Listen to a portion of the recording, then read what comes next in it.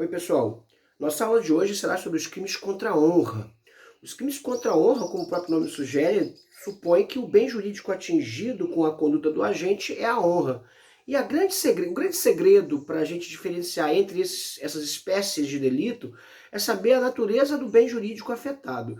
Se o bem jurídico afetado é a honra objetiva, ou seja, as ideias gerais que as pessoas têm a nosso respeito, a nossa reputação, o nosso nome público, aí nós estamos diante de um crime de calúnia ou difamação. Por outro lado, se a afetação do bem jurídico é a honra subjetiva, ou seja, a autoestima, a ideia que a pessoa faz sobre si própria, aí nós estamos diante certamente de uma das hipóteses do crime de injúria.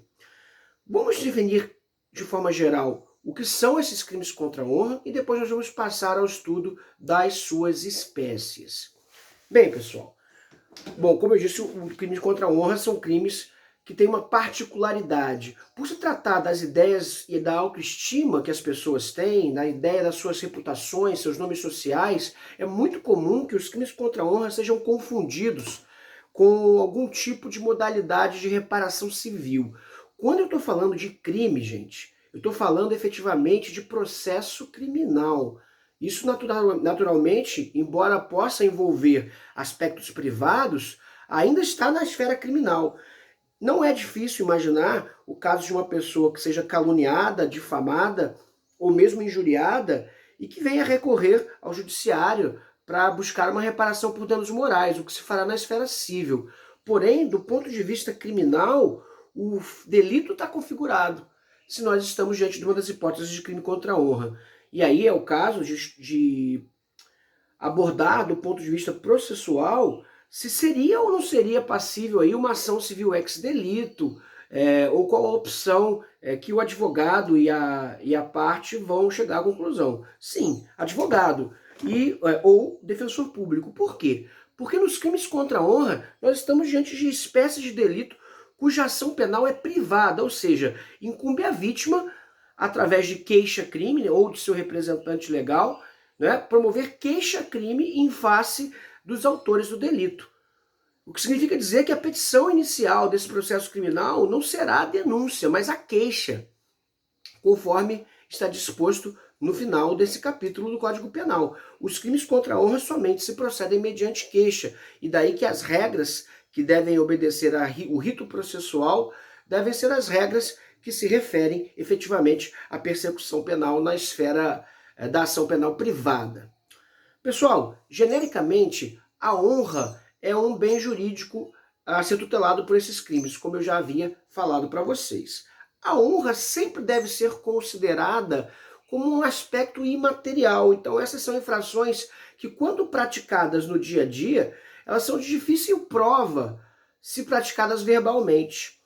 Né? As narrativas são sempre confusas, as narrativas são sempre contraditórias, e as provas testemunhais, elas têm uma natureza muito particular e elas se fenecem com o tempo. Mas as modalidades de crime contra a honra praticadas, por exemplo, através de meios informáticos, como a internet, elas são muito mais duradouras e até pela natureza das próprias redes sociais, elas podem causar danos muito mais severos às reputações das pessoas e às suas intimidades. É muito diferente ser agredido verbalmente, difamado ou caluniado quando nós estamos diante de um pequeno grupo de pessoas. Por outro lado, quando isso é feito diante da rede mundial de computadores, o número de pessoas que será alcançada pelas palavras caluniosas, pelas palavras difamatórias ou pelas palavras indecorosas é ilimitado, ou bem perto disso. Basta ter acesso à internet para ter acesso às ofensas lá plasmadas até que sejam removidas, o que nem sempre é um processo fácil. Nesses casos, nós estaríamos diante de um crime cuja prova é mais fácil, porém também precisa de cuidados. O que se faz normalmente nesse tipo de crime? As pessoas vão lá e tiram os prints das telas, né, levam até o processo judicial, colacionam como prova e pretendem que os magistrados julguem de maneira a considerar aquilo verdadeiro. Eu creio que é necessário ter uma série de cuidados quando vamos utilizar páginas de internet para fazer prova. Daí que se a gente está fazendo prova de injúrias praticadas em âmbito de rede social, por exemplo, o ideal, embora não obrigatório, mas o ideal seria ir até um cartório para registrar uma ata notarial e a partir dessa ata a gente poder fazer a prova a partir de documento com fé pública. E aí sim, o conteúdo daquela página estaria atestado nessa ata notarial feita em cartório. Essa seria a forma mais prudente de fazer essa prova. Vou fazer uma distinção rápida entre esses 3 crimes contra a honra, de que nós temos falado, e aí a partir disso a gente vai pormenorizadamente tratá-los individualmente. Primeiro, pessoal, quando eu estou diante de uma calúnia, eu estou diante de uma mentira. A calúnia é necessariamente uma mentira imputando a alguém um fato criminoso. Então a calúnia ela é sempre dada por uma mentira. A difamação ela é um fato que leva a vítima a se sentir desrespeitada, mas não necessariamente um crime. A difamação ela pode ser baseada em um fato verídico ou pode ser baseada em um fato inverídico. De qualquer maneira, é muito importante que a gente tenha em mente que na difamação, qualquer fato vergonhoso ou que possa causar danos à reputação de alguém deve ser levado em consideração. Aqui eu posso chamar uma pessoa a partir de uma... Posso dizer que uma pessoa praticou um ato que pode não ser crime, por exemplo, adultério, mas que certamente repercute na sua imagem social. Muito embora o adultério já não seja crime desde 2005, o fato de alguém ser acusado de adultério publicamente, e aí a fofoca seria a palavra que descreveria melhor o delito do artigo 139. Então vamos lá.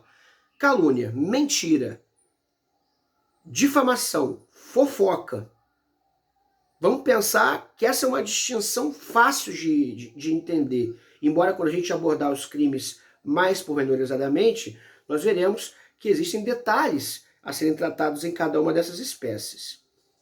E a injúria? A injúria é uma ofensa dirigida diretamente à vítima, que é o que vai separá-la de fato dos outros delitos contra a honra. Enquanto a calúnia e a difamação se referem de forma geral à honra objetiva, ou seja, aquela ideia social que as pessoas têm sobre a vítima, na injúria eu tenho que a própria vítima se sente humilhada. A injúria não precisa de plateia. Ela pode tão somente ser irrogada pessoalmente com o propósito de humilhar, de achincalhar, de fazer com que a pessoa se sinta ofendida. Então, no caso da injúria, nós estamos diante efetivamente de um crime que prescinde de terceiros, muito embora a injúria também possa efetivamente ocorrer na presença de terceiros, desde que as palavras sejam orientadas diretamente à vítima. No caso da injúria, nós estamos falando de um crime cuja natureza se refere à lesão a bem jurídico tutelado, a saber, honra subjetiva, a ideia que a própria vítima faz sobre si própria. Nos crimes contra a honra, a chave para defini-los entre si é saber qual é o bem jurídico que está sendo tutelado, se a honra objetiva, se a honra subjetiva, e se a honra objetiva é o bem jurídico tutelado. Então nós estamos diante de uma calúnia ou difamação, e se a honra subjetiva é o bem jurídico tutelado, então nós certamente estamos diante da modalidade da injúria. Pensem nessa primeira distinção para não errar. Agora, se nós estamos falando de um fato criminoso que é imputado à vítima, então eu estou falando de uma calúnia, desde que esse fato seja uma mentira. Se eu estou falando de um fato desonroso, embora não um crime necessariamente, então eu estou falando de difamação. Peguem essa dica para distinguir entre esses bens jurídicos que vocês não vão errar.